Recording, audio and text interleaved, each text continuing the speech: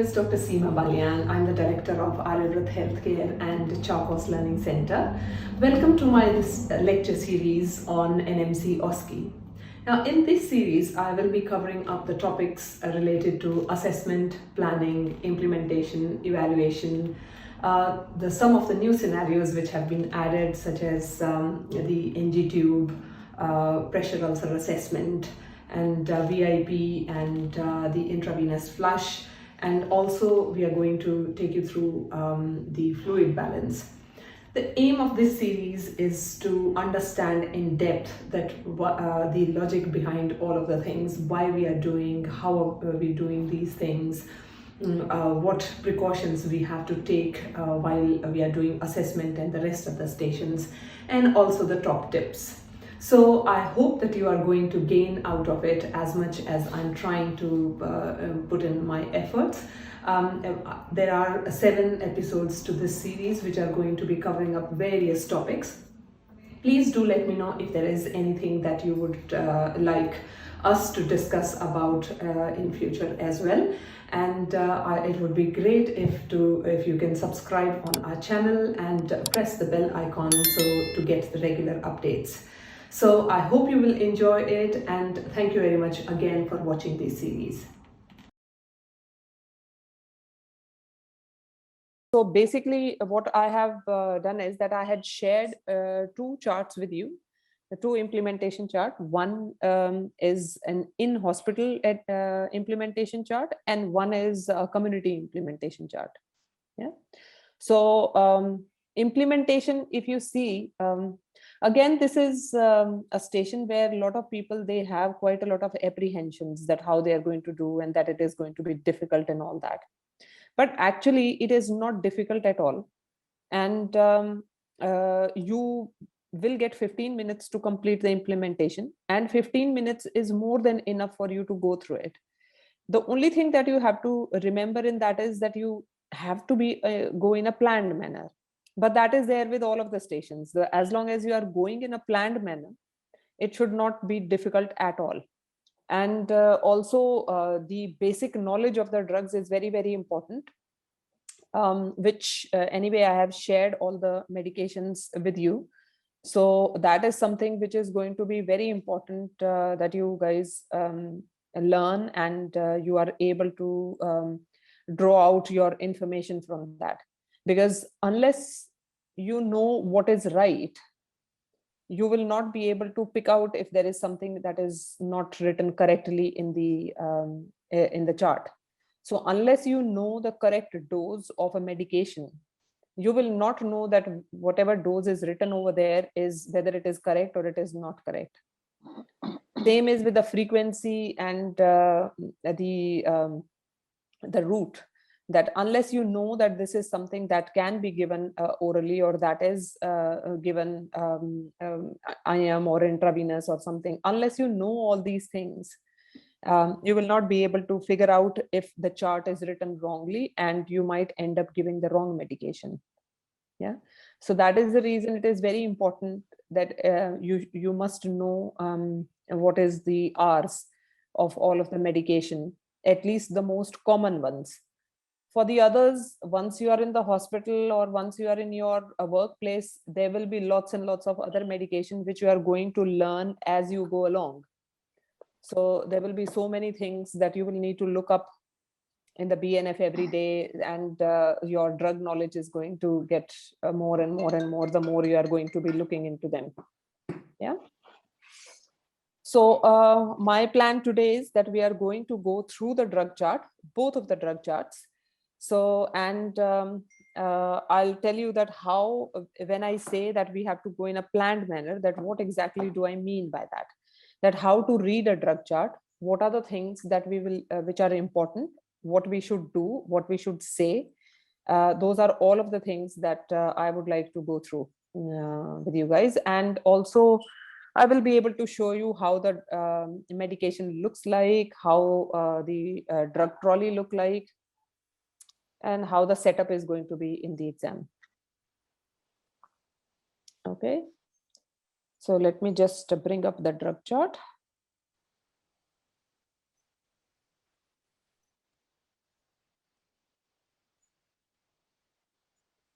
So we will go through the hospital drug chart first.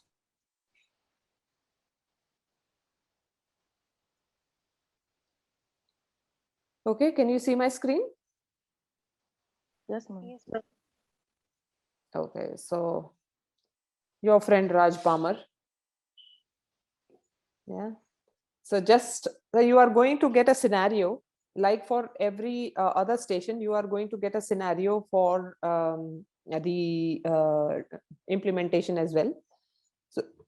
So you know that we did the assessment of Raj. So if we take it like a continuation, so in the assessment, we found out that, okay, Raj is due for a carpal tunnel surgery. Then for care plan, we got the care plan that, okay, he has had a surgery and now he is post-operative. So this is like, we can take it in continuation that now he is post-op, having returned to the ward at 14:30 hours, and he has slowly been increasing from sips of water, and he has just taken a cup of tea. Currently it is so you will require to give the medication of 1800 hours, and they have said that assume it is today and it is 1805 hours. Okay, so in your implementation, they will give you the what time medication you have to give, and they will also tell you that what is the time at the moment. Okay, so sometime it can be like 5, 10, 15 minutes here or there, depending upon the time, because as you know that in the real practice as well, it is never possible that you will give everyone at exactly the same time. So you might give, maybe the first patient that you are giving, you might give at 1800, but by the time you finish your first patient, the next one that you go, it is going to be like 1815 or something like that. Yeah. So normally how it is that the drug rounds usually will start around 15 minutes before it is the due time, and will carry on for about 15-20 minutes after that, depending upon how many people you have to give the medication at that time.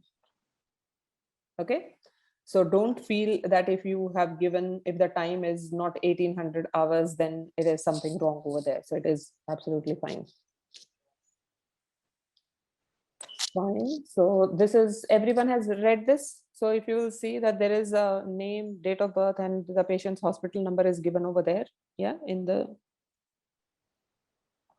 and they have given some advice that you have to talk to your patient. So in this scenario as well, it is going to be a mannequin. There is not going to be a real patient. But when you are having the mannequins, we have to treat all of the mannequins just like the real patients. So we will be looking at the mannequins, and you will be required to talk to the mannequin as if it was a real patient. Yeah. So you will need to verbalize everything that you are doing. So whatever, when you are checking the medication, like all the other station, whatever is in your head, the examiner, they can't read it. So you will need to verbalize that one. Then you will need to read the chart aloud and explain what you are checking, giving, not giving, and the reasons that why you are giving a medication, why you're not giving the medication. You will need to complete all the required drug administration checks, complete the documentation with and use the correct codes.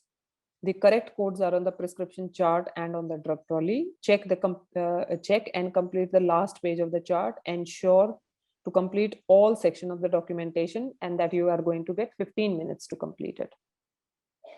Okay. So now let us come to the first, the beginning of the chart, that how does a first page of the chart looks like. So this is the first page of the chart. So when you open, this is how the chart is going to look like. So if you look at it, at the top, it is going to give the patient's name, patient's gender, hospital number, date of birth, address, and then it is going to tell the admission date and time. And it is also going to tell about the whether the patient is allergic to anything. And there is going to be the signature of the doctor, and the date is there. After that, on the first page itself, you are going to, there are some instructions. Sorry.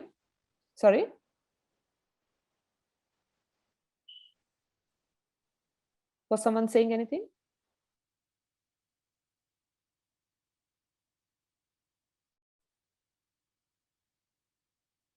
Agu, were you asking something?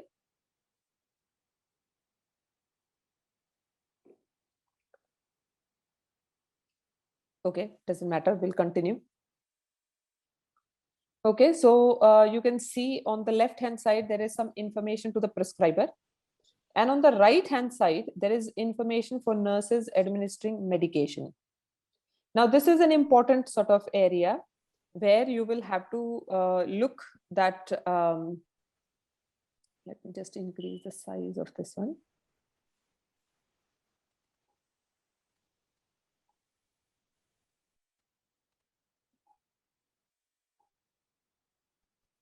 Let me just increase the size for this one. Then you will be able to see it in a better way.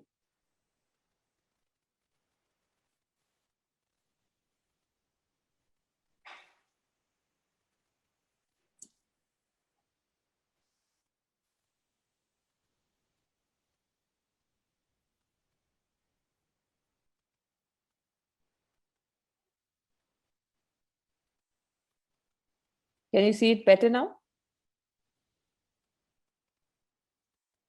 Yeah. Yes, ma'am. Yeah. So if you see this section where it is the information for the nurses administering medication. So that is the section where you can see that there are around 9 codes which are written. Yeah. Now, these are the codes that we were talking about. So sometimes what happens is that when you are administering the medication, you are not able to give some medication because of certain reasons. Yeah, now these are all of the reasons which are there. So maybe one of the things can be that when you go to the ward, patient is not there. So that is the reason that you cannot give the medication to the patient. So you will need to write the code over there, because see, the medication was due at 1800 hours. And if you are not able to give it at 1800 hours, we need to know that why you were not able to give it at 1800 hours. So in order to tell that why you were not able to do that, you will need to put a code. So you will put a code 1 over there if the patient is not on the ward. Yeah. Or if it is that, say, for example, if the patient is written for some amoxicillin and this patient is allergic to penicillin. So you are not able to give this medication because patient is allergic to penicillin. So that means that you cannot give this, because if you give it, patient is going to have an allergic reaction, and that is going to be clinically not good for the patient. So you are going to put a code 2 over there because you are omitting this drug for clinical reason, because patient is allergic. Same will happen that maybe if it is that you are going to give paracetamol to a patient, but you realize that the patient was given paracetamol only 2 hours ago. So you can't give the paracetamol to the patient at the moment. And that, because if you give it, it will become like an overdose. An overdose is again a clinical condition. So you will not be giving this paracetamol because of the clinical reason. So you will have to write over there that it was omitted for a clinical reason. Then sometime it is possible that the medicine is not available in your trolley, or it is not available in the pharmacy, and that is why you can't give that medication which is not available. Sometime patient might refuse. They might say that I'm not going to take the medicine. So you can't force the patient. So if the patient has refused, you have to tell that patient refused to take the medicine. Sometime it is that patient is suffering with such a severe nausea and vomiting that you cannot give the oral medication to the patient, because patient is having severe nausea and vomiting. Then sometime it is also possible that it is illegible, that you can't read the medication, what is written. It is incomplete, that the doctor's signature is not there, or the dose frequency is not written, or they have not given the correct doses of the medication. Yeah. So it is incomplete, or it is wrongly prescribed. By wrongly prescribed, it means that it is possible that they have written the wrong dose or the wrong frequency, or it is something, the name of the medication is wrong. So there might be other things which they have put as a wrong medication. The route might be wrong. So if it is something that they are putting illegible or incomplete or wrong prescription, then also you cannot give that medication. So you will have to put a code of 6 over there. Then if the patient is nil by mouth, so you can't give oral medication if the patient is nil by mouth. If it is a IV medication that you have to give, but there is no IV line, then you can't give the IV medication. And then there might be some other reasons which are not documented over here. So if you feel that there is any other reason, so then you can write the code and you can mention what is the other reason. Okay. Have all of you understood this one? Yes, ma'am. Ma'am, for 1 second. Yeah. Actually, if a patient is allergic to penicillin and the doctor has prescribed for penicillin, it will become under wrongly prescribed medication or omitted for clinical reason. See, I would go more for omitted for clinical reason, because although it is wrongly prescribed as well, because they should not have prescribed penicillin if a patient is allergic to penicillin. But over here, how we are looking at it is that if the medication itself is not wrong, it is the right medication which is written, the dose and the frequency and everything is written correctly, but you can't give it to the patient, because if you give it, patient will get an allergic reaction, which is a clinical condition. So that is why we go more for that it is a clinical reason that you are not giving the medication, not that it is wrongly written over there. Yeah, does that make sense? Any other questions so far? Yes, ma'am. Okay, Agu, go ahead. From the chart you gave us, you wrote a doctor's name and the bleep number, but there is no signature. On exam day, will there be signature, the signed one, and the name and bleep number? So the signature actually, obviously, because it is not something actually someone is going to sign. So in the exam as well, if it is written over there, even if the doctor's name is written, that is considered as signature of the doctor, and the bleep number is written. Okay, ma'am. Yeah. So now after this section, if you look down, then it says that if so it says on over here that if medication are not administered, please document on the last page of the drug chart.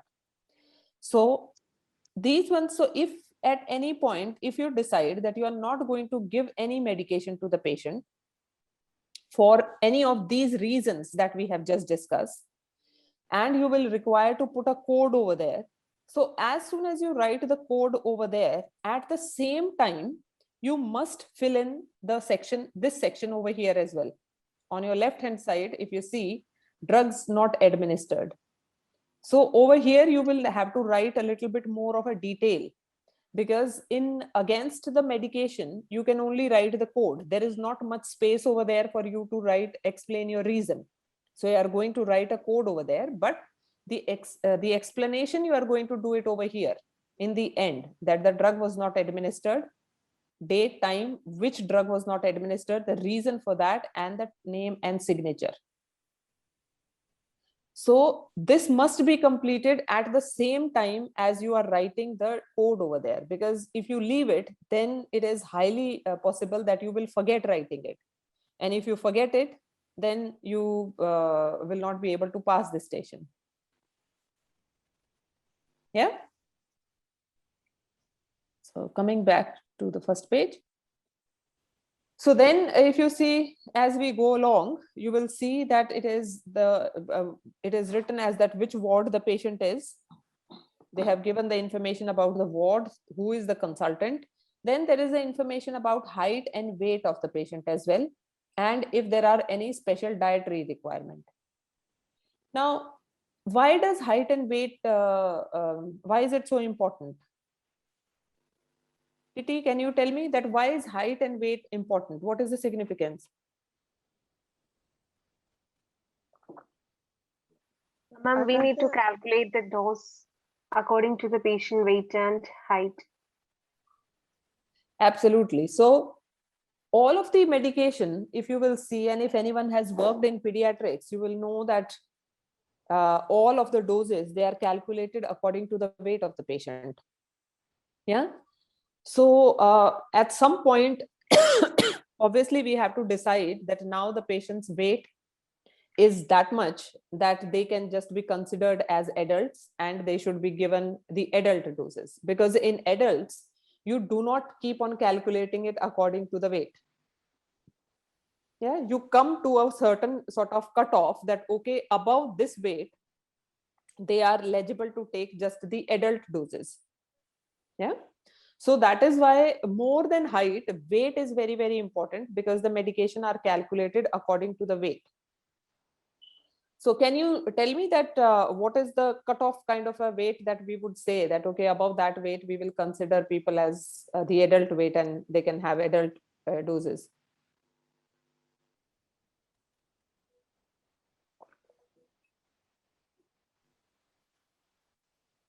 Oh, 50. From 50 kg. Yeah, generally we take 50 kg as that one. And if the patient's weight is more than 50 kg, we would consider that, okay, this is kind of an adult weight and that the patient should be able to take the adult medication, the adult doses. Okay, so it is very important that you check the weight and you establish that the patient weight is more than 50 kgs. So they should be able to take the adult doses safely. It is more important when patient is having paracetamol, because paracetamol is very, very important that you give paracetamol 1 gram only if the patient is more than 50 kgs of weight. So sometime in some of the scenarios, it is possible that your patient might be a frail old lady of say 47, 48 kgs. Yeah, and she's written for 1 gram of paracetamol. But you can't give 1 gram of paracetamol to her because her weight is less. And for her, 1 gram is like an overdose, because for her weight, that becomes more than what she requires. Okay. So you cannot give her the full 1 gram of the paracetamol. Fine. So far, so good. Everyone understood page 1? Yes, ma'am. Okay. So now we are going to come to page 2. So can all of you see the page 2? I'll have to minimize it a little bit.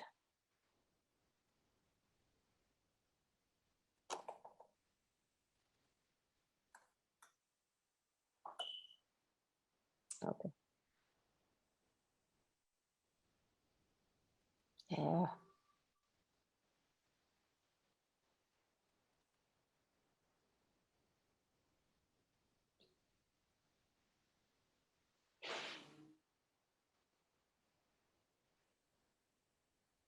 It's not working, is it?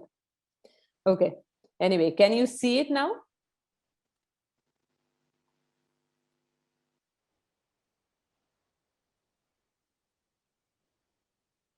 Okay, this is the page that we are talking about, the page number 2. Fine. So in the second page, if you will see, so on top of every page, you will see that it is the patient's detail are written on top of every page. So it is very important that you check on top of every page that the patient's details are correct, because sometime it is possible that because these are loose sheets which are stapled, it is possible that it might be by mistake someone else's sheet is stapled over here. So for that reason, it is very important that you establish that this drug chart is complete and it is of the same patient. So all the details are correct for that one.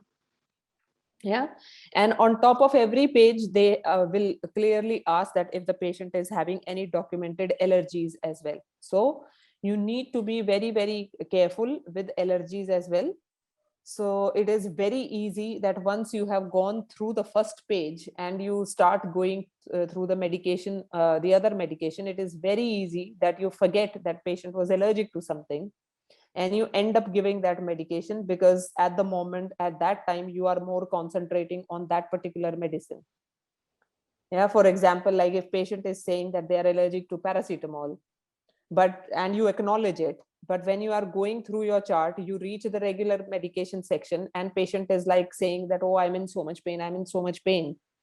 And you completely forget that patient is allergic to penicillin and you want to deal with the pain that the patient is in, and you end up giving the paracetamol, which is obviously wrong.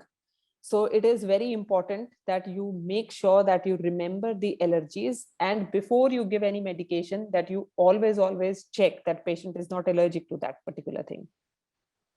Okay.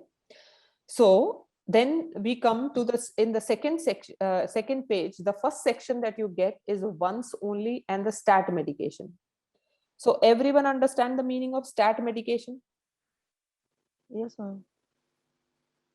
Yeah, so these are the medications which you give once only at that particular time to deal with certain things which are required only at that time. And these are not the medication which will be essentially repeated on a regular basis. So it is only to be given at that time.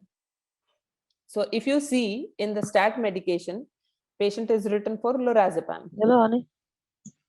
So if I'm going to be reading this chart, yeah, I will be reading this chart in a way that I'll say that, okay, Raj, I can see that your next medication or the first medication lot is the once and the stat medication. So I can see that you were given lorazepam in the morning today. So it was a stat medication which was given. You were given a dose of 0.5 milligram in the intramuscular route. And I can see that the doctor's signature and the bleep number is there. And also the nurse who gave it, her signature is also there, and it was given to you at 8:40 in the morning. Yeah. So then you can say that, okay, lorazepam is basically an anxiolytic. So it helps you reduce your anxiety. So probably it was given to you before you went for your surgery because you were quite anxious. Remember that now it is 1800 hours and this medication was given at 8:40. So it is after that patient has undergone the surgery and all that sort of thing. So it is very likely that it was given before the surgery to the patient. Yeah, because patient was very anxious. So now when we are reading the chart, rather than reading it that, okay, today start date, the time due is stat, lorazepam 0.5 milligram, route is IM, signature is there, prescriber's bleep number is there, given by is there. So it might be better way of reading that, although you are reading all of the things, but you are reading that, okay, I can see that you were given lorazepam for your anxiety. Today morning, it was given as a stat medication. The dose was 0.5 milligram and it was given through intramuscular route. And I can see that the doctor's signature and bleep number is there. And it was given at 8:40 in the morning. And the person who gave their signature is also there. Yeah, so you can read in this way so that it looks natural, but you are still able to see all of the things. So what are all of the things that you need to make sure when you are reading the chart? What are the things that you need to check? Can anyone tell me? Jinsi, can you tell me that what are the things that you will be checking when you are reading the drug chart, which are essential to say that, yes, this drug chart is correct and the medication that written is correct? Right patient, the rights of the drug. So there are 5 R's that Right we are going patient. to. Right patient, yeah. Yes, right patient, right drug, Right medication, dose, yeah. Dose, right dose, right route, yeah, right time, yeah, and right documentation. And right documentation. Yes, absolutely correct. And well done for that. So this is for your implementation. You can almost say the 5 R is like a mantra that you have to know and you have to say for every medication. Yeah. So along with the 5 R's, once you have done that, you have to also say that this prescription is legible and it is a valid prescription. So that is going to complete your reading of the medication. that I can see that I know that you are my correct patient because you have checked the patient 3-way ID check, remember? And that I can see that it is the correct medication. There is a start date to it. It is a correct dose. There is correct route and correct documentation are there, that the doctor's signature and bleep number is there. I can read this medication and it is a valid prescription. So it is a safe either to give or it was safe to be administered at that time. Okay, so, and this is something that you will actually have to verbalize. All of the R's you will need to verbalize with the patient. Yeah, that because the examiner needs to know that whether you know all the R's of the medication. Okay, so then comes the next section. So sometime in the stat medication, sometime it is possible that they have written a medication, but it is not given. Yeah. So if there is any medication which is written in stat, but has not been given, then you will need to give that medication. Yeah, because it is a stat medication which should be given. So you will be checking all the R's and making sure that it is a valid prescription. And after that, you will be giving that medication. Have everyone understood that?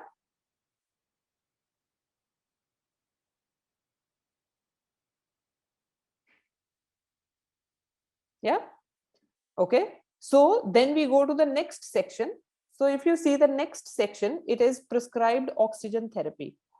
So if sometime it is possible that the patient is prescribed some oxygen, so it will be written as a prescription. So like in this one, if we see that the patient was started on oxygen today at 8 o'clock, the prescriber signature and bleep number is written. Then they have given a target oxygen saturation.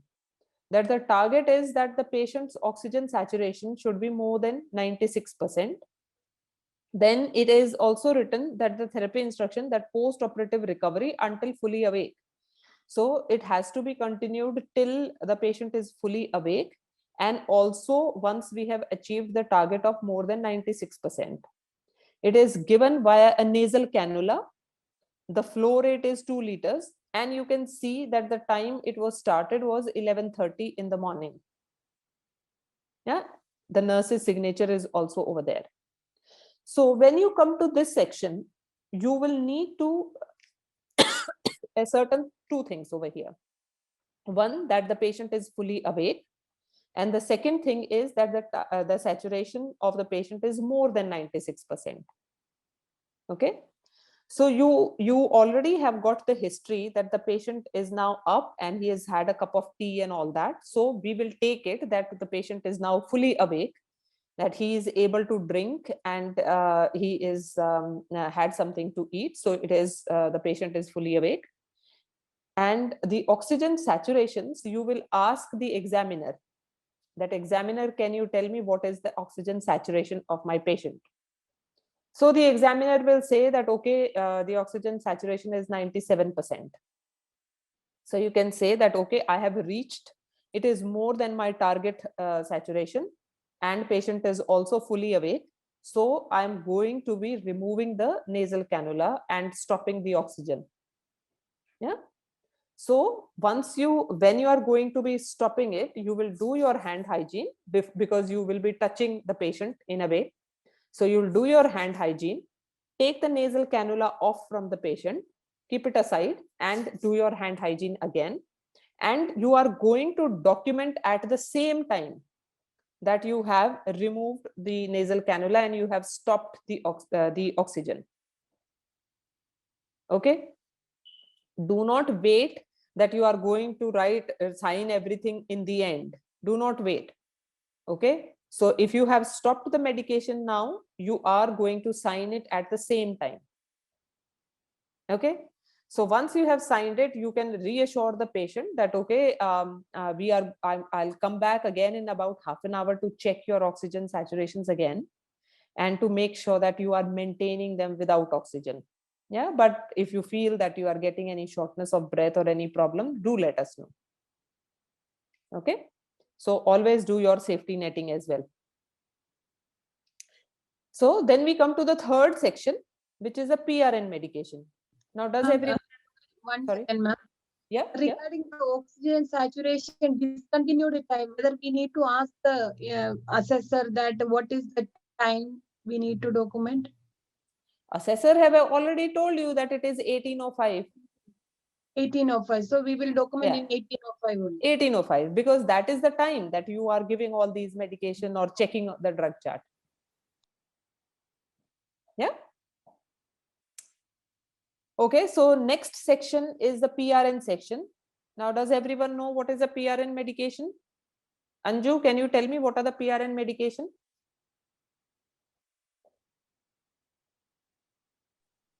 Whenever necessary, ma'am. Yes, absolutely. So PRN medication are as needed medication. And as it suggests that you are only going to give these medication if they are required. If they are not required, you will not give the medicines. Now, sometimes it happens that, and I'm sure that you would have been in that situation, that you go to the doctors for certain things, and the doctor will say that, okay, I'm writing you for some paracetamol as well. Take it only if you have pain. Otherwise, you don't need to. Yeah. So those are like the kind of PRN medication. We need to write some medication as PRN because we never know that whether the patient will be in pain. Sometimes patient can be very sick or feel nauseous or something. So we can write them that in case if these things happen, then the nurse does not have to go and search for the doctor or to get it written. It has been written in the PRN medication. So it can be given if it is required. Okay. So in this one, again, we are going to, like, if we have to read this chart, we are going to read in the same way that I can see that you were given, so that you are written up for some morphine sulfate, which is a painkiller. And you were given 10 milligram through intramuscular route in the morning at around 11:30. So we know that it is a pain medicine that was given.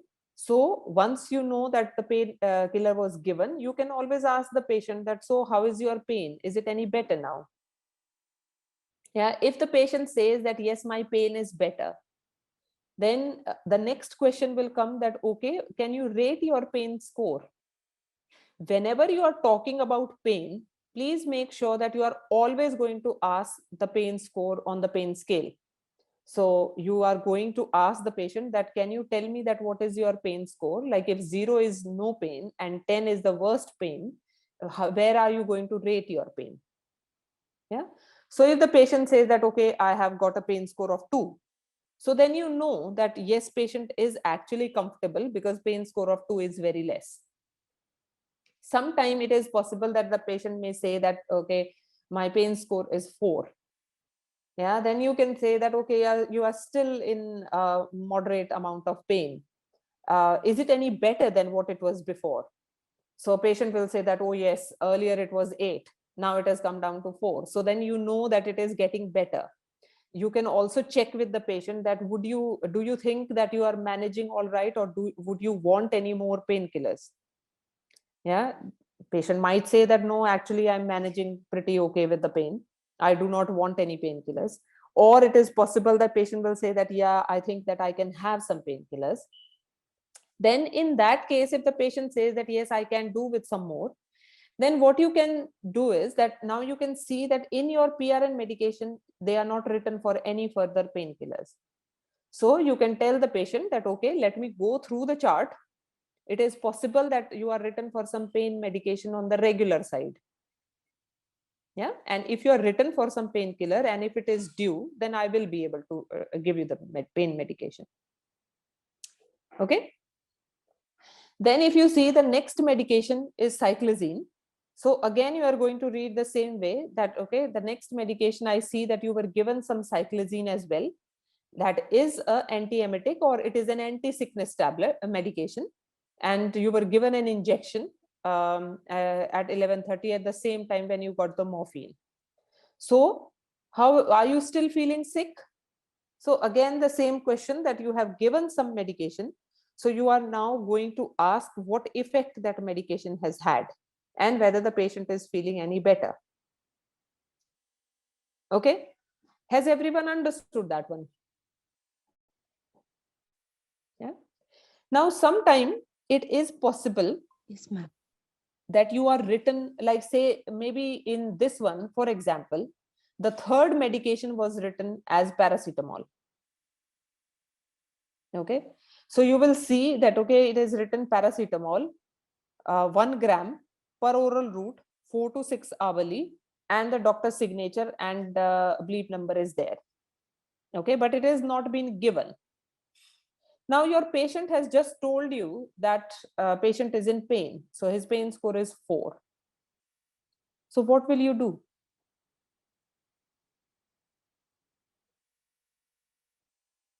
Who is going to tell me? Lakshmi, do you want to tell me that what are you going to do if this is the case?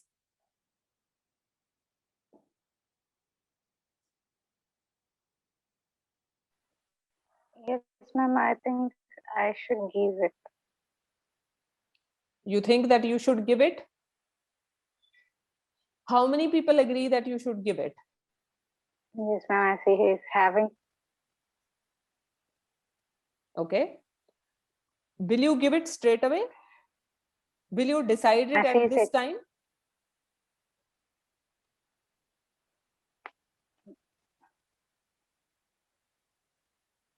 Hello, ma'am.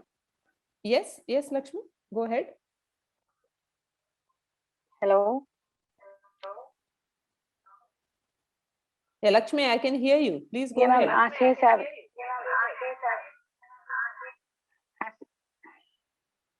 As he is having experiencing pain, I'll ask him to scale his pain. Mm-hmm.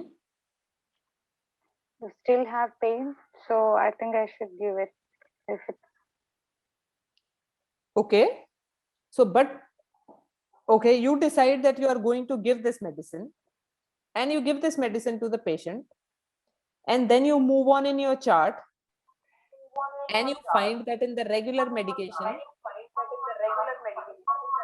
patient was actually written for some codeine phosphate, which was due at this time, or he was written for some paracetamol time.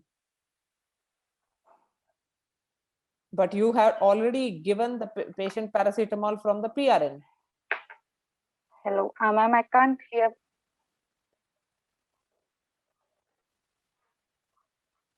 Hello. Can't hear properly, ma'am. Sometimes the voice is breaking, so it's not that clear. Okay, and Roshni, can you hear me? Do you understand that what I'm trying to say?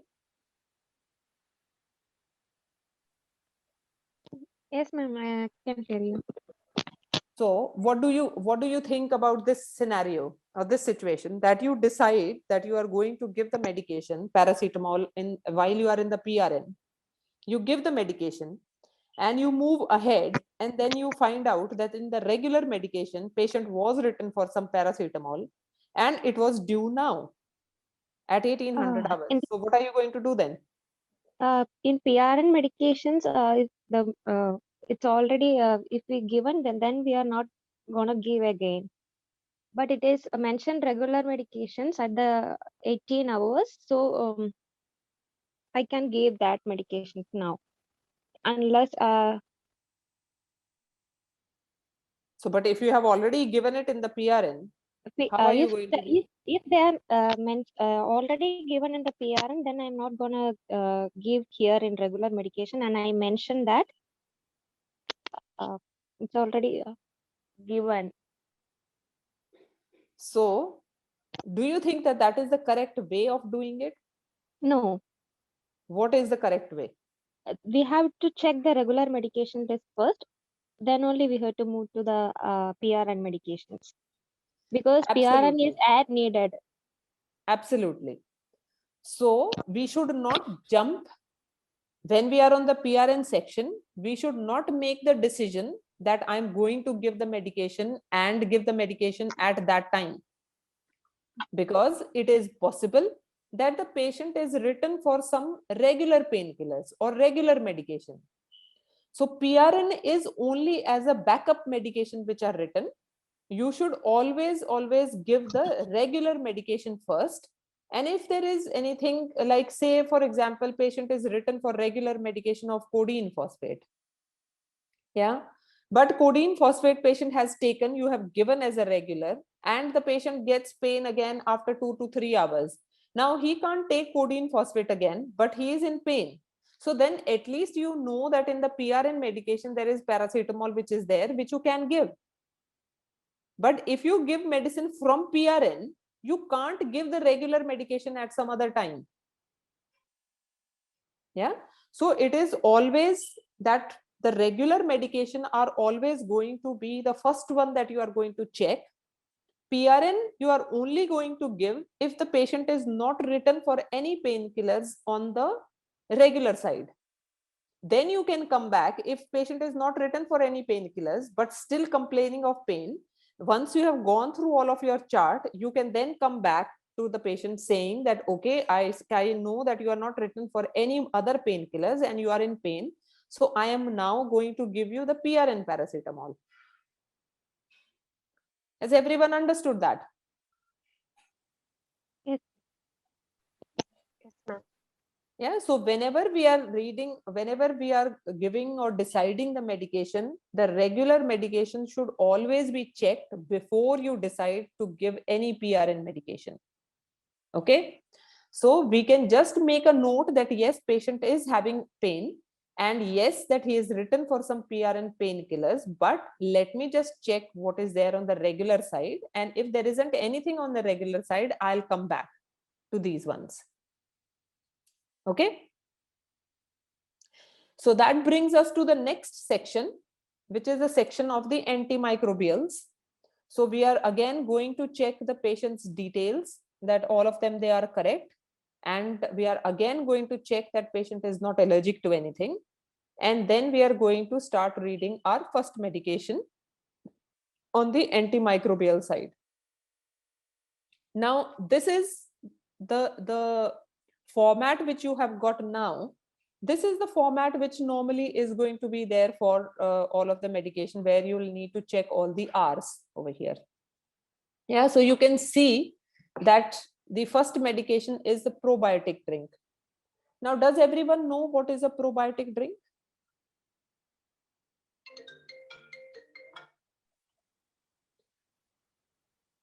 Yeah. Who said Actually, yeah? Bonnie. Bonnie? Yeah. Yeah. So Bonnie, would you like to just explain it to everyone that what is a probiotic drink? It's a yogurt drink. It can come with a flavored or in original flavor that has some bacteria. But it's like So why do we give the probiotic drink? for the when we give the antibiotic, we give them for the proper digestion, Okay. protect the stomach. Okay, that's great. So basically, I don't know that how many of you have you heard about Yakult? Anyone heard about Yakult? Okay. So I'm sure ma'am. that okay, that's good. I'm sure that I think that you will agree with me that when we were kids, and even now, like if you get ill, and there are certain things which like if you are having a lot of medication and thing, that usually our parents or someone or grandmother, she will say that, oh, have some yogurt. If your stomach is not feeling well, try some yogurt, that is going to help you. Yeah, everyone would have heard that thing and everyone would have tried it. Now, why do we eat yogurt? What does it do? It helps to reduces the diarrhea associated with the antibiotics Yes. or So colon stomach. what does yogurt have in it? I'm sure that you must have done that experiment that yogurt has something that you It's are. improved the intestinal flora. Yeah, but what It exactly improves the improves that? intestinal flora. Lactobacillus bacteria.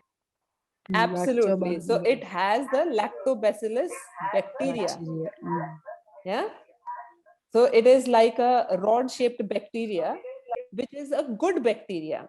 So when we say that it helps to improve the flora of your gut, when we say flora, what we actually mean is that the flora is basically the good bacteria that we have.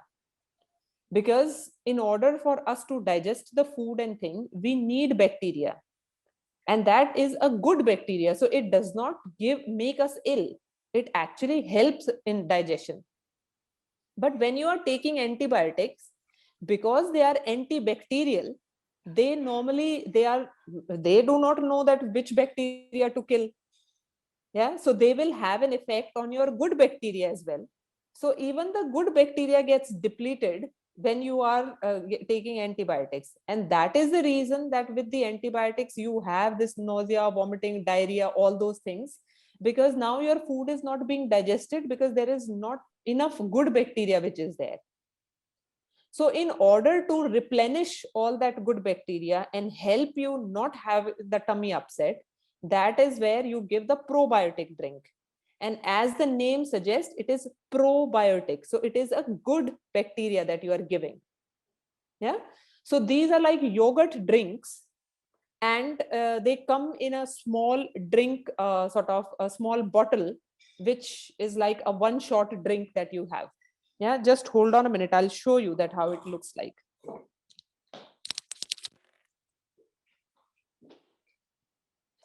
So this is basically how it looks like. Yeah. It comes in lots of different names. So it is Actimel is quite a common name. Yakult is very common name. So these are the few of the common sort of thing. And as you can see that they can come in a natural flavor or a strawberry flavor or raspberry flavor. So there are lots of flavors as well that it comes. And it does not have that, okay, as you will see in the prescription, it says that under the dose, it says 1. Yeah. One bottle. So it means that it is 1 bottle that you are going to give. Okay. So there won't be any mils or something written on it. It will just say 1, so that you are going to give only 1 bottle. Frequency is usually twice a day, and oral route duration is written. So when we are going to read this chart, yeah, you are going to say that, okay, I can see that the next medication which is written is probiotic drink. This is a drink that you take to help with your gut, and it is going to improve your gut flora and hence reduce your side effects from the antibiotic which you are written for. Now I can see that it is to be given today. Dose is 1. It is frequency is twice a day with oral route, and it is to be given for 7 days. And I can see that there is start date and finish date, and the doctor's signature is written. So, and the frequency times are written as 8 o'clock in the morning and 1800 hours in the evening. So I can say that this is all the hours are correct, and it is legible, and it is a valid prescription. So I can see that it is due at the moment, because remember, you are giving the medication for 1800 hours. So it is due at the moment. So I will be giving you this medication. Okay. Now you have decided that you are going to give this medication. You don't need to give it at the same time. What you will do is that you are going to just put a dot over there, and you are going to open your drug trolley. Yeah, and you are going to tell the patient that, okay, you are going to take out the Actimel or the probiotic drink from your drug trolley, and you are going to check that, okay, this is the same medication that is written in your notes, and it is within expiry, so it is safe for me to give, so I will keep it outside to give this medication. Everyone understood this sequence? Okay, so I'm just going to take you near the drug trolley to show you that how actually it is going to look like. So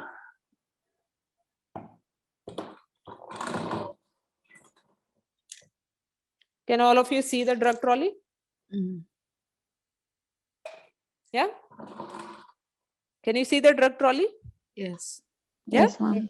So what I'm going to do is that I will be saying, can you hear me? Yes. Yes, ma'am. So I'm going to, once I have decided, so I'm going to put these ones back. Once I have decided that yes, I will be giving you this medication. So what I'll do is that I'm going to put a dot over there that I will give this medication. I'm going to wash my hands, yeah, do my hand hygiene and say that, okay, now I'm going to unlock and open my drug trolley and I'm going to open it. I'll take out Actimel, which is the probiotic drink, and I'm going to read it that, okay, I can see that this is the correct medication and it is within expiry. So I will leave it outside to give it. So you are going to leave it outside so that you can give it to the patient. Okay. So then I move on to the next medication. Now my next medication is coamoxiclav. So coamoxiclav, what is coamoxiclav? Can anyone tell me? It's an antibiotic. It is an antibiotic, but what does it contain?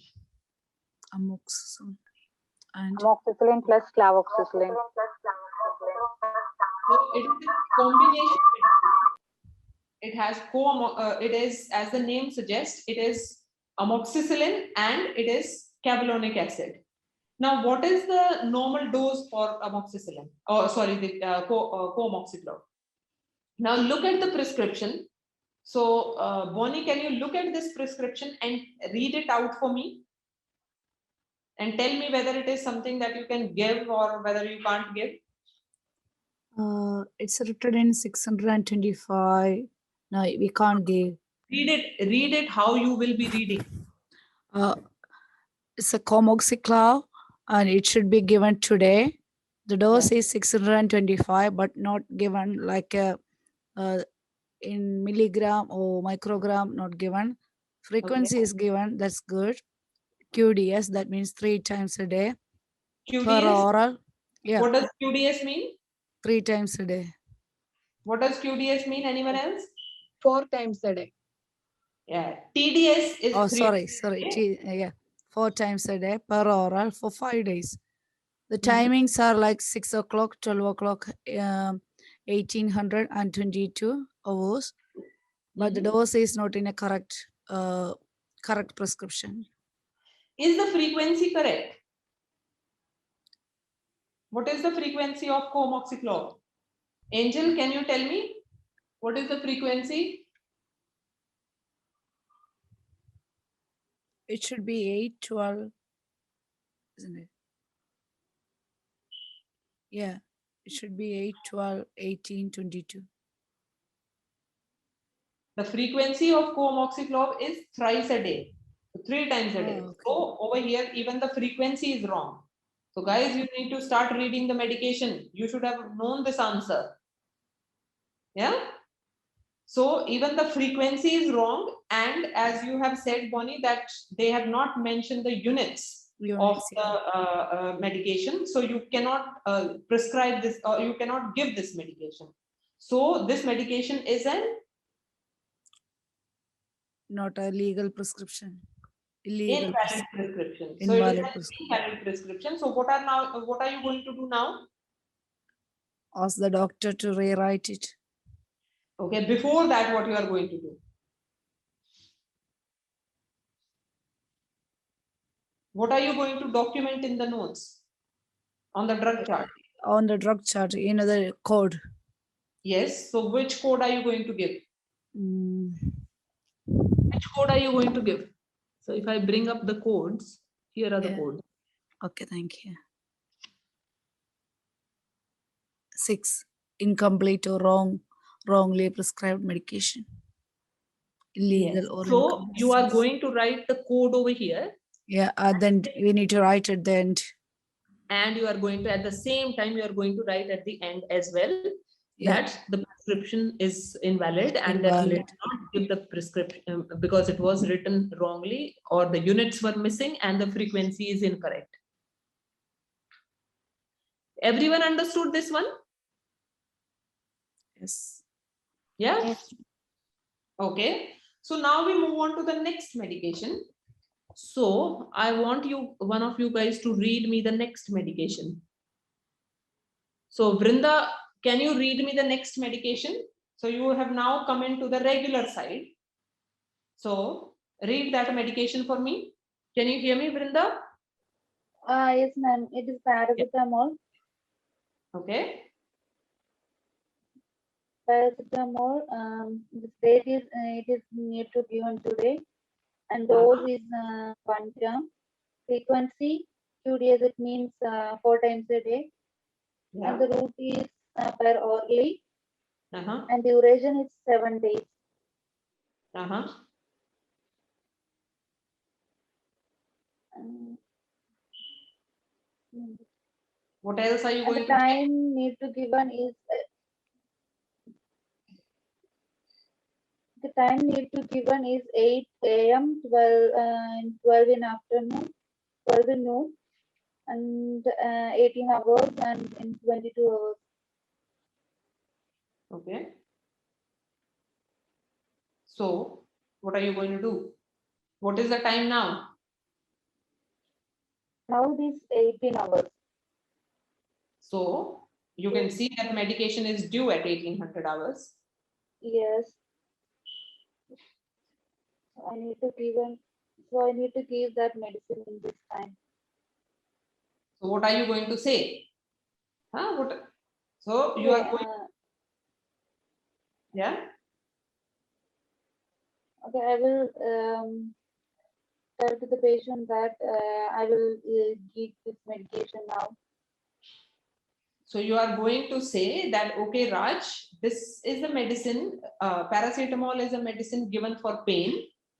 So as I had already checked that your pain score was 4 and you are in pain, so I can give you this medication. I have checked all my R's and it is a valid prescription. So I will be giving you this medicine. Yeah, and you are going to put a dot in front of the 1800 and you are going to look for the medication over here. So in your drug trolley, you are going to look for some paracetamol. So I'm going to take out paracetamol from my drug trolley. So that is a paracetamol. Yeah, and I'm going to be checking for its expiry and I'll say that, okay, it is within expiry. So, and you require, so I can see that you will require 2 tablets to make 1 gram of the dose. Now, before you give the paracetamol, what are the other 2 things that you are going to check? Allergy. Is there any So that makes it 3 things. So allergy is one thing. What are the other 2 things? Expiry date of the medication. So that is for every medicine you are going to do for that one. See, this is the single most important question that is there for your exam. If you had any paracetamol in PRN side recently? Absolutely vital that you check that the patient has not had paracetamol in the last 4 hours. Yeah. It is the most important thing that you can do, because see, if people fail this implementation, out of 10 people failing implementation, 9 will fail on this reason itself, that they did not check that whether the patient has had paracetamol in the last 4 hours and they gave paracetamol when 4 hours were not up. So it is very important that you check that the patient has not had paracetamol in the last 4 hours. What is the other thing that we had discussed earlier? What is the other thing that you are going to check? You will be checking the weight of the patient. Remember, you can't give 1 gram of paracetamol unless the weight of the patient is more than 50. Okay. So it is very, very, very important, and I can't stress it enough that for paracetamol, you have to make sure that you check all these 3 things: that patient is not allergic to paracetamol, patient has not taken it in any form. It is either stat, PRN or IV or oral, in any form. Patient has not taken it in the last 4 hours, and that the patient's weight is more than 50 kg. So You have checked these things. So I can say that, okay, I know that my patient has not taken paracetamol in the last 4 hours. And also the patient's weight is more than 50 kg. So I can safely administer paracetamol. So, and it is within expiry. I can see that it is 500 milligrams and I need to give 1 gram to the patient. So I will be taking out 2 tablets from over here. So you are going to take a small dispensing pot and you are going to be taking 2 tablets out of over here, and you will keep this medicine near to your dispensing pot so that you know that these are my paracetamol medication. Okay. Now I'm ready with, so till now I can say that I'm going to be giving the probiotic drink and I'm going to be giving the paracetamol. Coamoxiclov, I have already signed that I'm not going to give that. Now let us move on to the next one. So Titi, you read me the next one.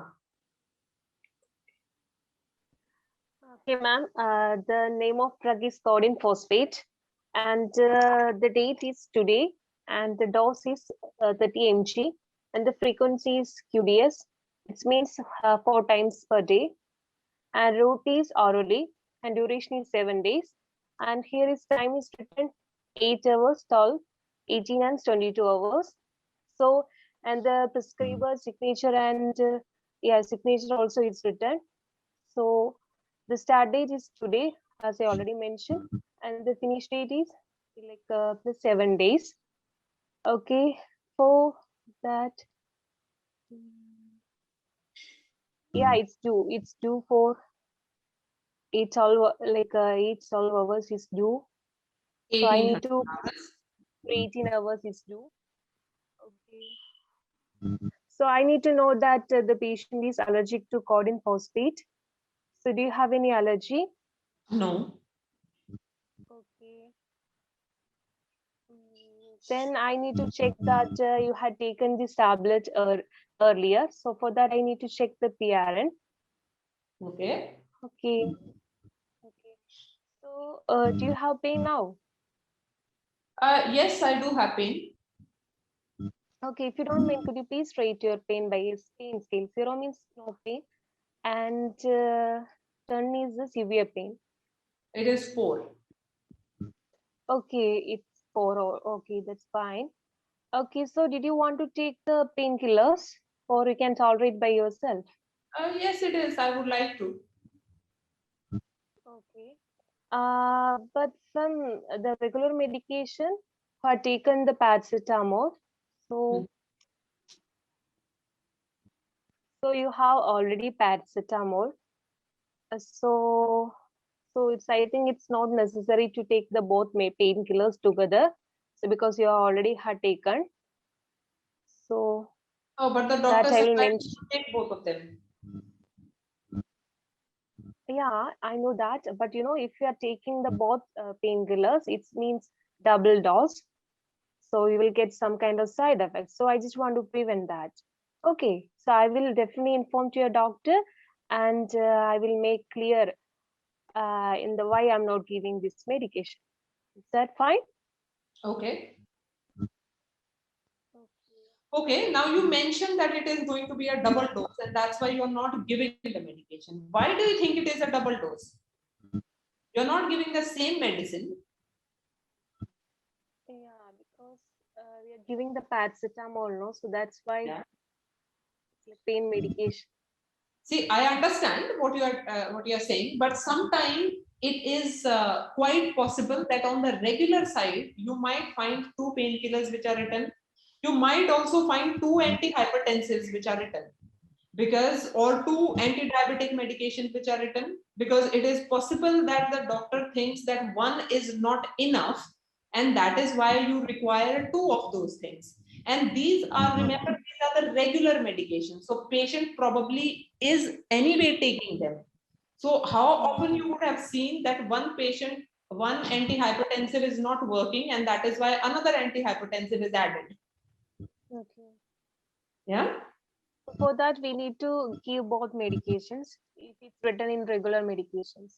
If it is written in the regular side, then and if they are different medication, because see, paracetamol works in a different way and codeine phosphate works in a different way. Although both of them they are helping the pain, but they are not the same medicine. So it can't be an overdose of that medication. Okay, ma'am. If the patient is mentioned that their pain is like normal, they don't have any pain means, then also we need to provide that. We are going to suggest that they should take it, because it is possible that because they are taking that painkillers, that is the reason that their pain is under control. Okay. Yeah, but if the patient is still adamant that no, I don't want to, then that is fine. Then you can put that code that patient refused. But you are still going to suggest that because it is a regular medication, that they should be taking the regular medication. You can say that, okay, if your pain is not like if your pain is not bad, then what we can do is I can discuss with the doctor to see if they can take it off from the regular side and maybe put it on the PRN side. But at the moment, because it is written, I have to give it. Okay. Yeah. So on the regular side, that is important. If it goes on the PRN side, then you can decide that, okay, if it is not required, I'm not going to give it, because those are only as needed ones. But if it is on the regular side, then you have to give it, unless there is something else that is wrong with that medication. Okay. Has everyone understood that one? Yeah.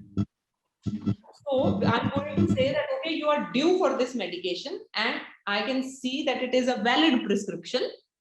Yeah, so I will be giving you this medicine. So I'm going to put the dot again over there, and I will, from my drug trolley, I'm going to be taking out a codeine phosphate. So I take out a codeine phosphate and I will be looking that it is a 30 milligram tablet. Yeah, and the dose says that it has to be given 30 milligram and it is within expiry. So I can give this medication. So you are going to take another of that medication dispensing little pot. You are going to put over there and you are going to open it and take out one tablet from there. And you are going to close this and put it near to that thing. So you know that that is the codeine phosphate that you are giving. Okay, so that takes us to the next medication. So each yeah, medication should be in a different pot. each medication should be in a different pot so that we know that which medication we are giving to the patient. Okay. And we can sign for the correct medication when we are giving it. Okay. Okay, Nivya, can you read me the next one? Nivya, can you hear me? She's having some issues with the mic now. Okay. Can she? Yeah, she is sharing my room. Yeah, you can share. Hello. Yes, Good Nivya. evening, ma'am. Yeah. Go ahead and read the next one. Okay, the drug is metformin and date is today. And the dose is 500 mg. Frequency is twice a day. Route is per orally and duration is ongoing. The time is written as 12 and 18. And the time is now the time is 18 and there is no doctor's name on it, so I'm not giving this medication. There is a doctor's name if you look at the next page. So it's the page just gone down. So just look at the next page. Okay, ma'am. Okay. Yeah. Okay, ma'am. And I have checked that I will check that the patient is having have taken any food during this time. And it is a the metformin is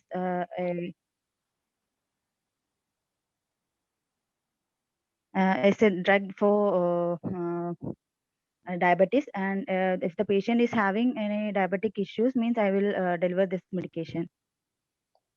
So the chart which you are reading at the moment, are you going to give this medication or are you not going to give this medicine? I will check for the prior due dose, Mm-hmm. and there is there is a due dose of 12.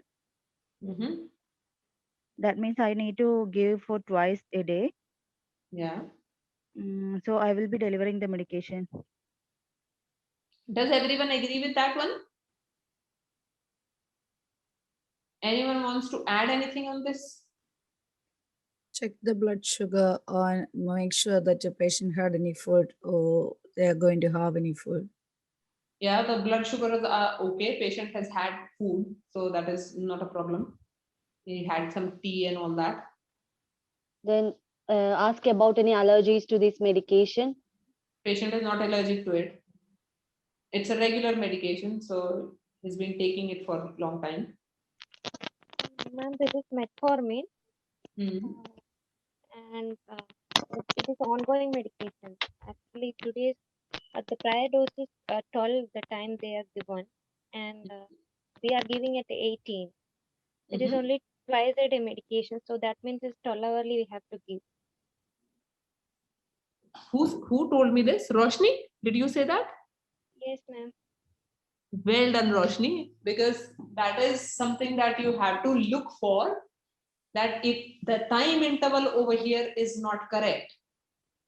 Yeah, because it's a BD dose, so a BD usually is 12 hourly, and over here, if you see, it is only 6 hours in between. So the frequency which they have written, the timing which they have written is not correct. So what code are you going to give it over there? 6. So you will give a code of 6 that it is a wrongly prescribed or incorrectly written. Yeah, and straight away you are going to write at the Bottom.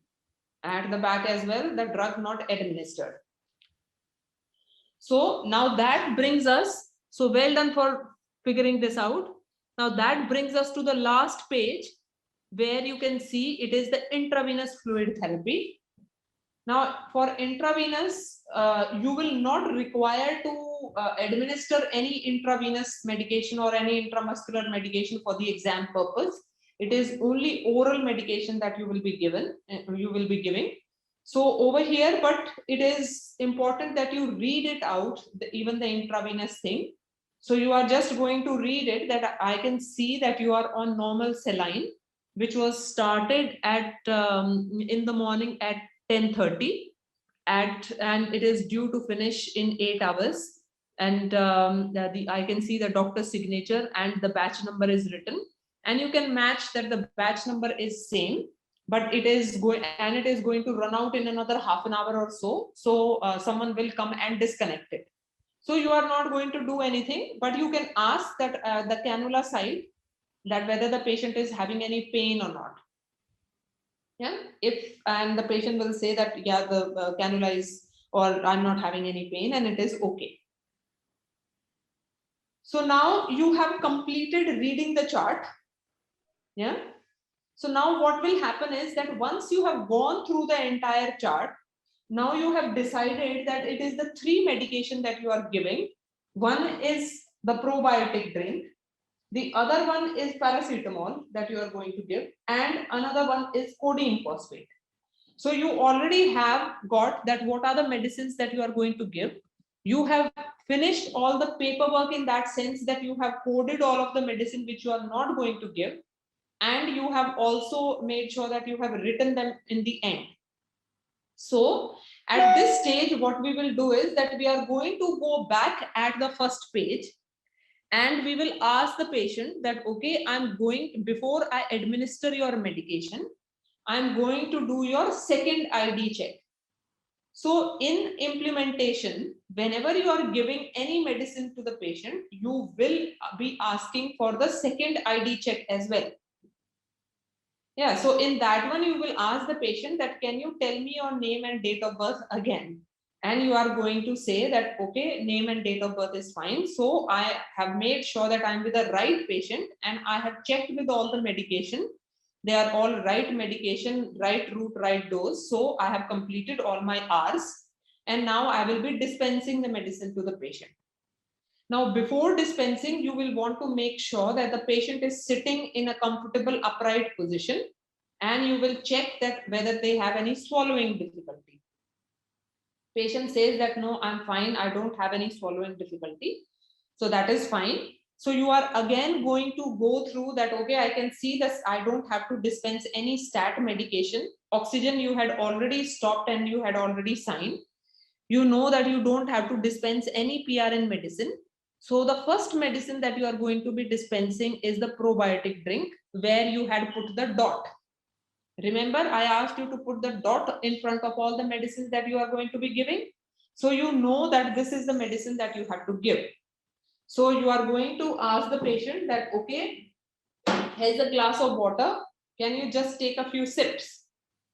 And the patient will take a few sips. Remember, over here, it is a mannequin. So the examiner is going to say that, okay, I have taken, I don't have any swallowing problem. After that, you are going to give to the patient that, okay, this is Actimel or this is your probiotic drink. So please drink it. Okay, so patient will drink it. They will say that, okay, I have done. Then you are going to confirm with the patient that have you finished it or have you swallowed it? And patient will say that, yes, I have swallowed it. So once the patient confirms that they have swallowed it, you are going to sign that prescription. You are going to sign and put the date over there at the same time. Okay. Then you will say that, okay, your next medication. So I know Comoxiclov you are not going to be taking. I've already coded it. So the next medication is paracetamol, which, as I told you, is for your pain. So that is going to help you. So this is paracetamol. There are 2 tablets of paracetamol as you are written for 1 gram. So I have given 2 500 milligram tablets. So can you take them together or would you like to take them one by one? Patient will say that, okay, I'll take them together. So you give the medicine. Okay, here's some water. Once they say that, okay, they have taken, you are going to confirm that whether you have swallowed it and whether it has gone in. Okay, so it is very important that you confirm that they have swallowed it, because sometimes some patient, if they are not, they have these depression and suicidal thoughts and things, what they can do is that, and if they are not compliant, that they can hold the medicine over here. Yeah, and as soon as you are not looking, they will take out from their mouth and throw it, or they are going to keep on hoarding them. So you think that the patient does not have paracetamol, but if they have not been swallowing it, they keep on hoarding them and then they just overdose with that paracetamol. Okay, so it is very important that you check that they have actually swallowed it. So confirm that they have swallowed it. Once they confirm it, then you are going to sign on the paracetamol as well. Okay, so then you are going to come to the third medication, which is your codeine phosphate. So you are going to do the same thing that, okay, this is codeine phosphate 30 milligram. And I have already checked all my R's. So this is also to help you with your pain. So please take it and you give some water. Patient will take it and you are going to confirm that it is gone and you are going to sign it over there. Yeah. So then you'll say that next medication anyway, metformin, I'm not going to be giving and I have already coded this. So I have completed all my medication and I have completed my chart as well. Yeah. So how are you feeling? You can ask the patient. The patient will say that, yes, I'm fine. And you are going to wash your hands and you'll say that, okay, I'm just going to make sure that I put all the medicines back. And I am going to be closing and locking my drug trolley. Okay, and you are going to lock.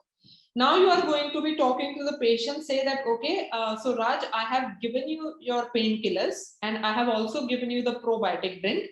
As I had already told you that probiotic is going to help you with your gut flora.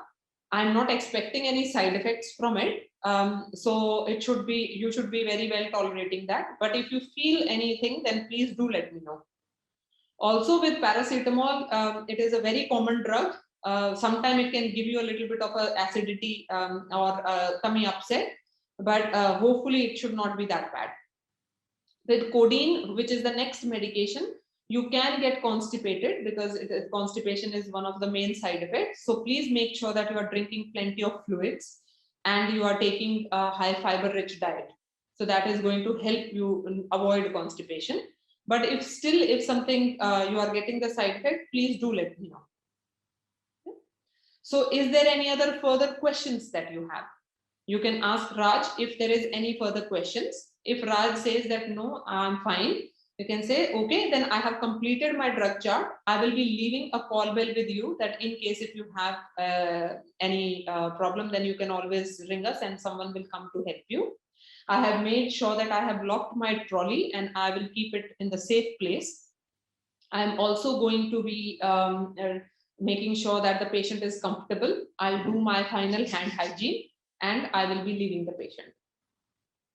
So that brings us to the end of the implementation.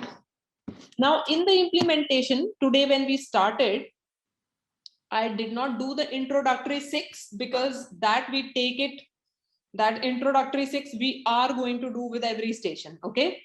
So entry is going to still stay the same. We did the drug chart and we did the exit. Now, do you guys have any questions in how we did this in implementation, in hospital implementation? Are there any questions at all?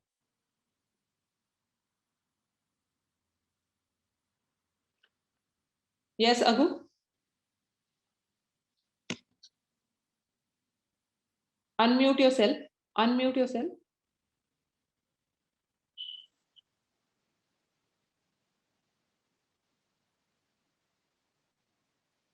I'm not able to hear you. Okay. Yeah. Hello? Now, yeah. Can you hear Yes. me? Yes. Yeah. Okay. The drugs not given, like co-amoxiclav, for signing, is it only the downside we are going to sign and leave the column for signing against the co-amoxiclav plain? You are only going to sign on the first column because that first column is the column of your today, like your date.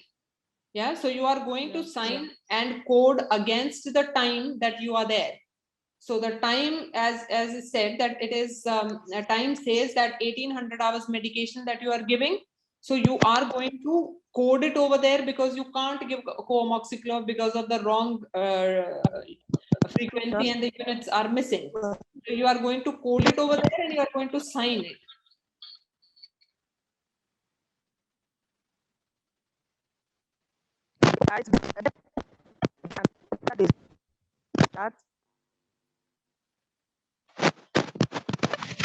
Again? Again? Hello?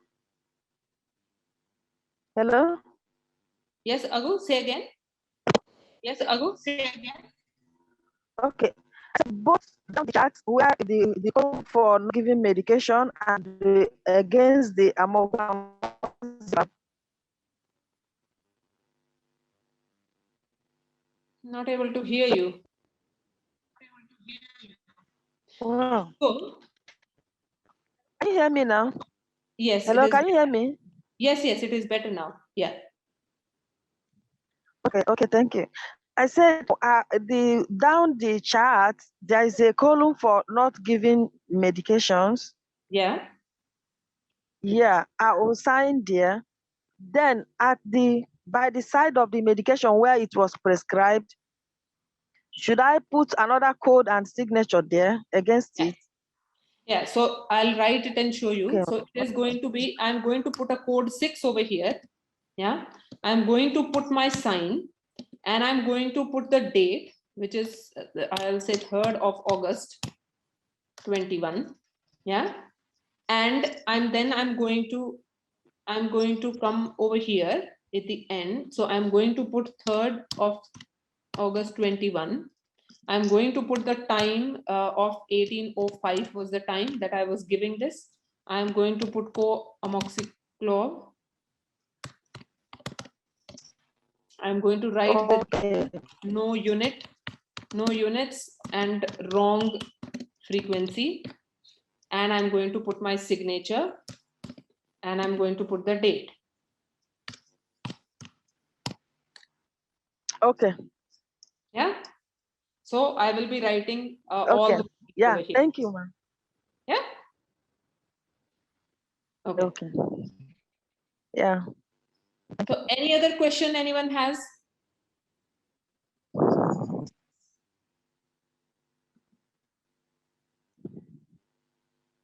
So now what I would want is, yeah, we are going to go through the community chart as well very quickly. That is not going to take much long. But see, this is like we have practiced our introductory 6.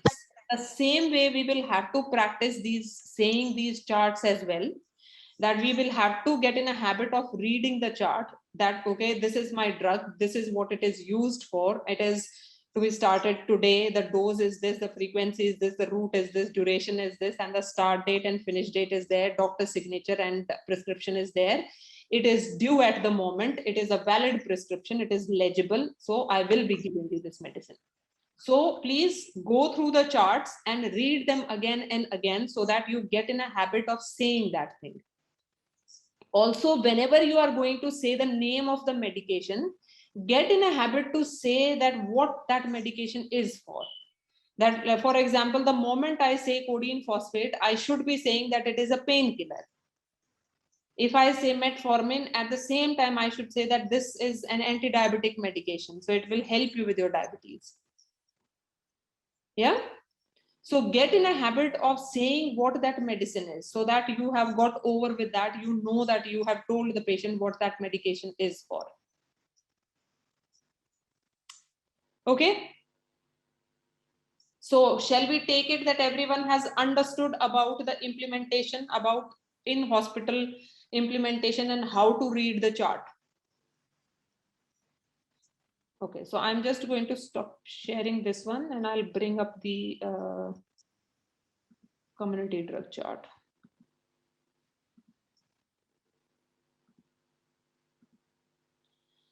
Okay, just have a look at this drug chart. I'll be back in 1 minute. Yeah. So now this one, it is pretty straightforward, the community drug chart. So it won't take that long. So you will be given a scenario in the same way like you are given a scenario in any of the stations. So over here, if we see that Brenda, we know that Brenda was discharged from hospital yesterday evening, has been an inpatient in the frailty ward for the previous 3 days. Brenda had originally been referred to the hospital by her GP, Dr. Gerard, who is concerned about her presenting behavior. Brenda has been commenced treatment for constipation and a low-grade chest infection. Dr. Gerard has asked you to make an early morning visit to Brenda at home, ensuring that she is taking her medication. So you know that patient was in the hospital for some time, but now she has been discharged back home. And Dr. Gerard, who is her GP, her GP has asked you as a nurse to go and check on Brenda that whether she is okay and that she is taking her medication. Yeah, so it says that it is today and it is 8:15 in the morning. Okay, so this is the scenario. Now you will see that they have also given you the codes. They have also given you the codes over here, because if you have to, if you're not going to administer any medication, then you will need to see the codes. So the codes are same as what we have seen on the other drug chart, in the hospital drug chart. Then usually the drug chart which you get in this community is just one pager.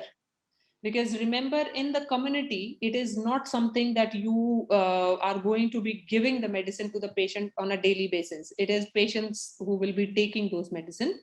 They are not going to be any of those medications like which are stat or IV or IM or that kind of things. They will be a regular medication which are ongoing and which are oral medication. Sometimes they write a PRN medication, but that is going to be pretty simple and straightforward. Okay. So over here, again, we are going to start reading the chart by making sure that you have got the correct patient. So in your introductory 6, you are going to say who you are, why you are over there, and then you are going to be checking the patient's ID, your 3-way ID check. So you are going to make sure that you have the correct notes of the patient. And in the community, we had already discussed that you patient is not going to have the ID band. That is why you are going to be checking what is the patient's GP name or which GP surgery are they registered with. That will become your third way of the ID check. Yeah, so over here you are going to ask the patient that what is the name of their GP, and also you can check that what is that which GP surgery they are registered to. Then you will ask the patient about the allergies. As you can see in this chart, patient is allergic to penicillin, and you will ask that what kind of a reaction does patient have when they take penicillin. It says that patients get anaphylaxis, and that was recorded whenever the last time that patient had the anaphylactic reaction. The height and weight is also given because, again, as you know, that is important that you have the height and weight, because you need to make sure that the patient can take the full dose of paracetamol.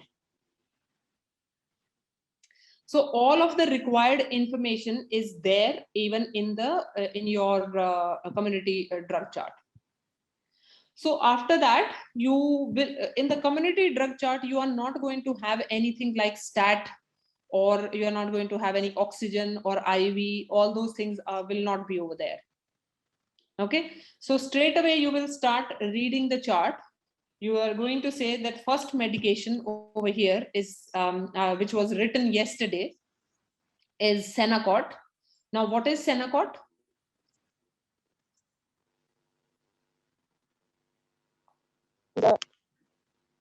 What is Senacot? Hmm? Laxative. Yes. Laxative. Yeah, Senacot is a laxative. So you will tell that, okay, Brenda, your first medication is Senacot. It is a laxative, so it is going to help you with the constipation. So you are written for 2 tablets of 7.5 milligrams to be given at night. So it is a medication that you will need to take at night at 2200 hours, and it is to be continued for 7 days, and you will need to take it with full glass of water. I can see that the prescriber signature is there, and it is I can read this prescription and it is correct and it's a valid prescription, but it is not due at the moment.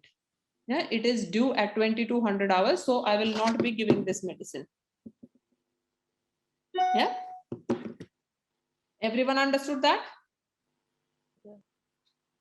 Now, Agu, do you want to read the next medication? Yes, ma'am. Yeah, okay, go ahead. Okay.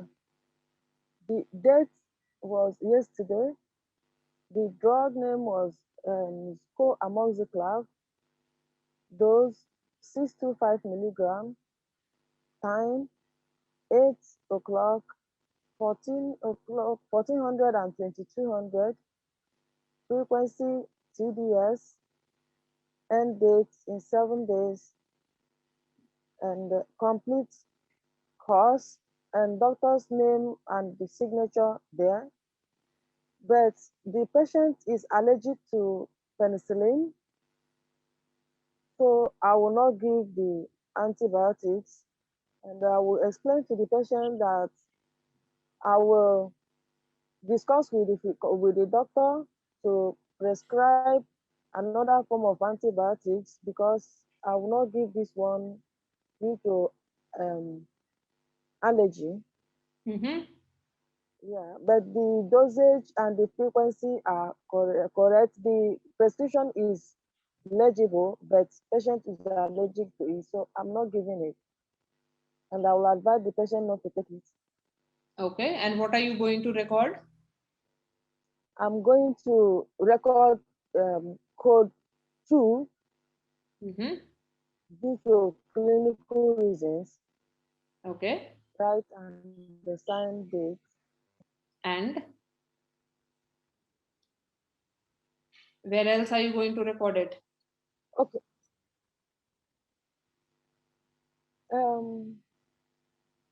Not given, and I will record the reason why I did not give it due to Yeah. allergy. Yeah, so you can see in the end of the drug chart, there is this section, drug not administered. So at the same time, when you are going to code it over there, you are also going to write over here as well that you did not give this medicine and the reasons and everything, as we did for the other chart. Okay. Okay, well done. So Okay. who is going to read the next one?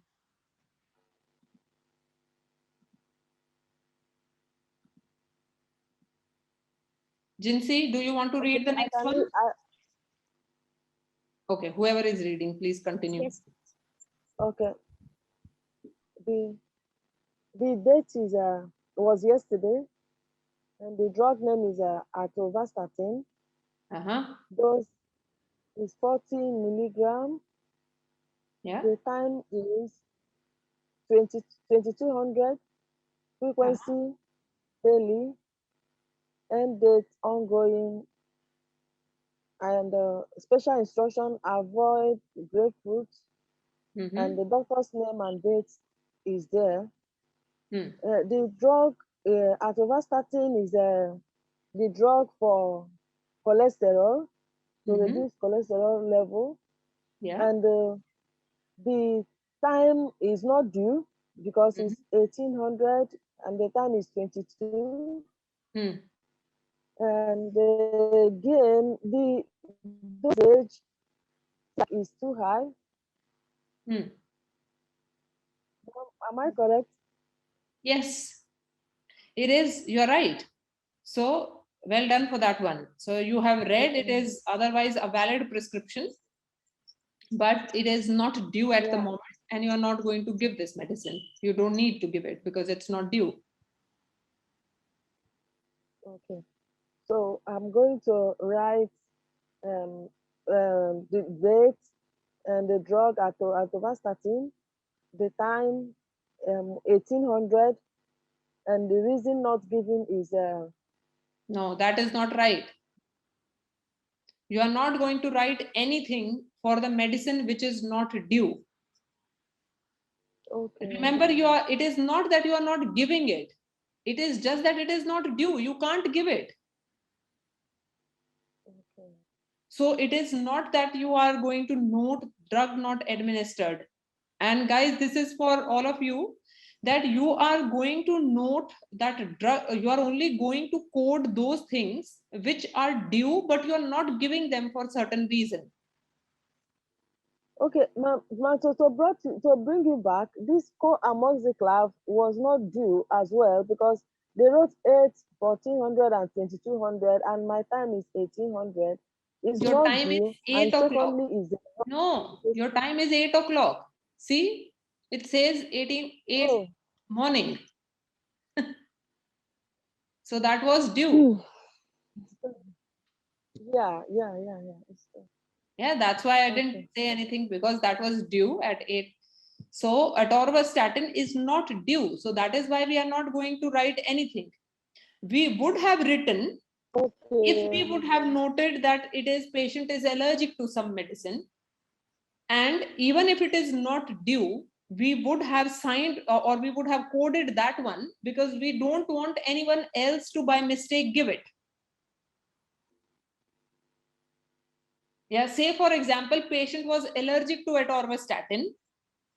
At that time, we would have coded this, that this is patient is allergic to this medicine, so it should not be given. That time you can code and write it, because you don't want someone else to come and give this medicine, and they might not realize that patient is allergic or not. That by you don't want them to make a mistake. Yeah, but otherwise, if the medicine is otherwise correct, it is valid prescription. But if it is not due, then you are just going to leave that section, that okay, it is not due, I'm not going to do anything over there, and you are going to move ahead. Yeah, remember, someone is going to come at 2200 hours and sign it over there, because then they will give it.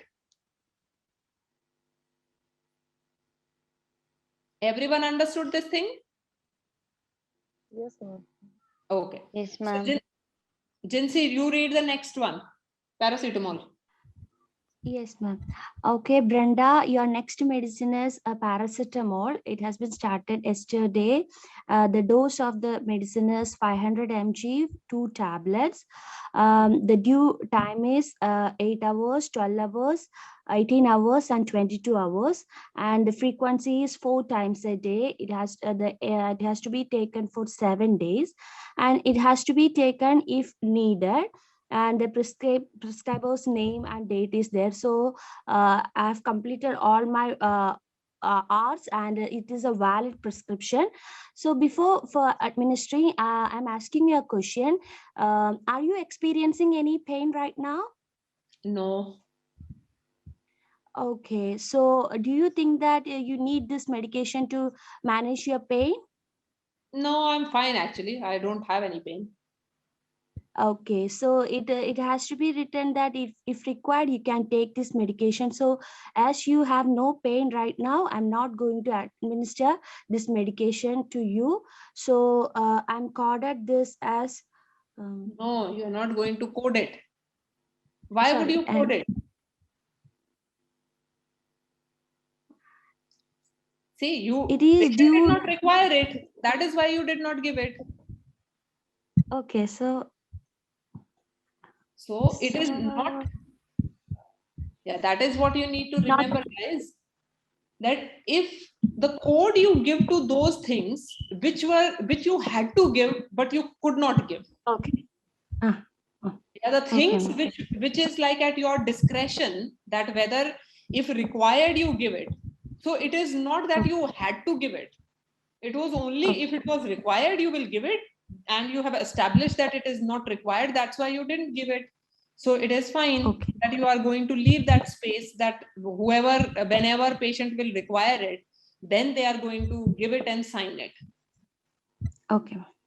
Yeah. Okay. Okay, so Anju, do you want to read the last one, bisoprolol? Yes, ma'am, I'll read it. Yeah. Okay, so the next medication is bisoprolol, and the date is yesterday, and the dose is 2.5 mg. The time is 8 hours, and the frequency is once a day, and the medication is ongoing one, and the prescriber's name and date is mentioned. So it's a valid prescription. So before going to take, I want to know your blood pressure. Yeah, blood pressure is 130/80. Okay, so I will give you this medication. Okay, that's good. So well done for asking the blood pressure before you give any of the antihypertensive medicine. So that is very important. Yeah. So you see that in the whole of the drug chart, it was only the bisoprolol that you had to give. You could not give the Senocot because it was not due. Coamoxiclov you could not give because patient is allergic. Atorvastatin is also not due. Paracetamol patient did not require. So you will only give the bisoprolol. Yeah. So the community drug chart is slightly easier than the hospital one, although the hospital one just looks like that it is difficult because there are different sections, but otherwise it is almost the same thing. How you are going to tackle it is going to still stay the same. Same way you will have to say all the things, same way you will have to decide, same way you will have to code them, and you will need to write at the end.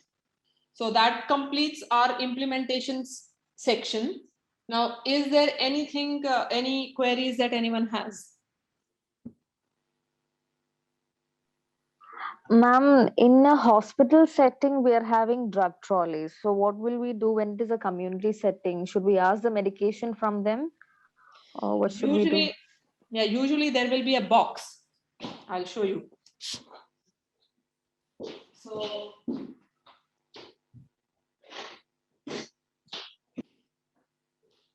this is the type of a box that you will have. Yeah, a medication box when you are in the community. So all of the medication that you will require are going to be in the box. So you are going to say the same thing, that you are going to make sure that you clean your hand and that you open the box, and then you are going to take out whatever medication that you require in the same manner as you did it in the drug chart.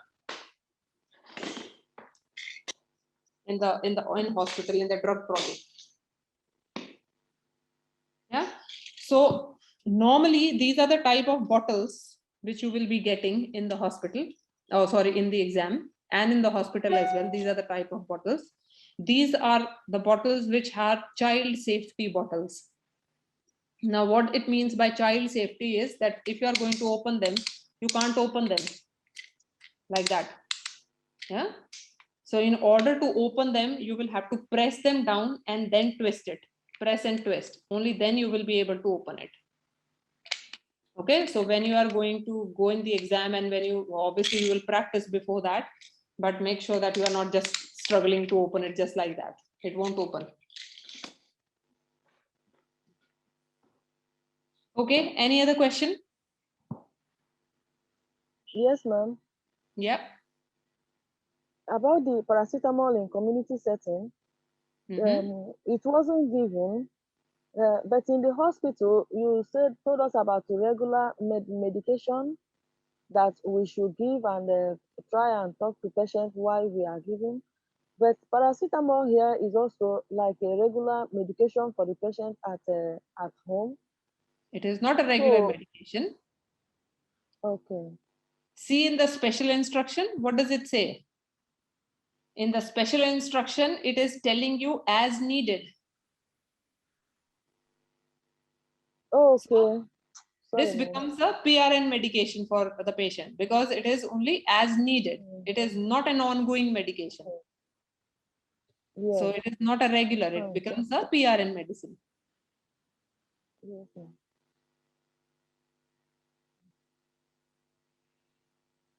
Okay, any other question?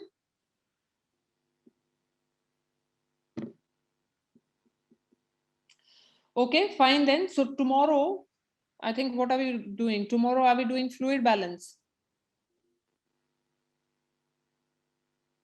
Evaluation? No, tomorrow we are doing evaluation and we will be doing fluid balance.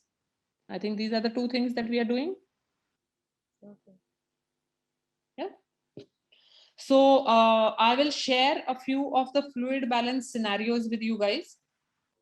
Have a go through them. I'm sure that all of you would have learned how to do a fluid balance. I'll share an empty, a blank fluid balance sheet as well, so that you can look at how that sheet looks like, what all other things, sections that you have to fill, and that you are able to get a hang of it. Yeah, and I'm also going to share a blank evaluation template as well, so that you can have a look at what the evaluation looks like. Okay, so I think that tomorrow that will bring us the end of APIE, plus we are going to do one skill, which is a fluid balance skill. And then day after we are doing the VIP, NG tube and the Braden score. Okay, so if there is no further question, then shall we call it a day? Yeah, thank you, man. God bless you. Okay. So well done, everyone. So I think it was a good session, and you did get a little bit of a practice to read the charts as well. And I think that if you practice a little bit more, you will be able to do them. That is not a problem. The drug knowledge is important. Majority of you today were able to pick out the problems which were there in the charts. So I'm really pleased with that one. So, but just make sure that you go through all the medicines which I have already shared with you guys, so that you can memorize them and learn those medicines. Okay. So have a nice day, rest of the day. So all the people in quarantine, are you guys doing all right? You must have got your day 2 results and things. Yeah. So the day 2 result, have they come back as all negative? Yes, ma'am. Negative, yeah. Okay, good. So carry on and practice the charts, practice the care planning and all that. Write another problem for Brenda and for Henry. So you can plan or write some other problem for him as well. And all the people who have not written as yet, please do write and share it with me. Okay. Thank you. Okay. Okay, thank Take you, care then, ma'am. everyone. Bye bye.